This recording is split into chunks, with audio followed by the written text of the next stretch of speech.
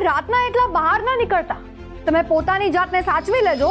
તમારું ધ્યાન રાખવા અમારી પાસે સમય અને સુવિધા નથી. અને જો બહાર નીકળો તો એકલા ન નીકળતા, કોઈને સાથે રાખો. આ બધી જ બાબતો અમે નથી કહેતા, પણ કોલકાતામાં સૌથી મોટા કાંડ બાદ ગુજરાતની ગાંધીનગર GMERSના ડીન કહી રહ્યા છે. તેમણે મહિલા ડોક્ટરો માટે આવા અજીબ આદેશ કર્યા છે. પરિપત્રમાં લખ્યું છે કે વિદ્યાર્થીનીઓ તથા મંજિલ રેસિડેન્ટ ડોક્ટરોએ એકાંતમાં ન રહેવું, અન્ય પરિચિત મહિલા સાથે રહેવું અને ફરજ દરમિયાન અન્ય મહિલા કે પરિચિત કર્મચારીને સાથે રાખવું જરૂરી.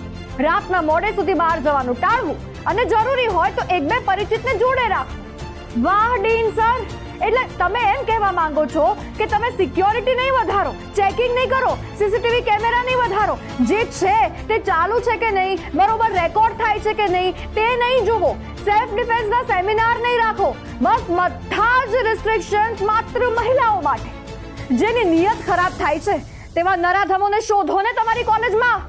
તક આપો એ મહિલા ડોક્ટરોને. જો તેમની સાથે કોઈએ ગેરવર્તન કર્યું હોય તો ખુલ્લીને સામે આવીને ફરિયાદ કરી શકે.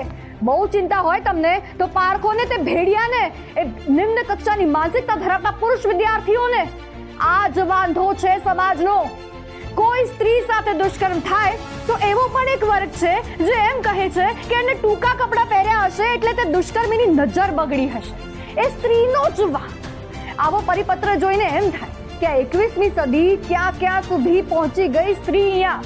પણ હજુ સ્ત્રીઓને જ સમજાવવામાં આવે છે કે તમારે પોતાને બંધ કરી દેવાની, ઉડવાનું નહીં. કોઈ પીખી નાખશે.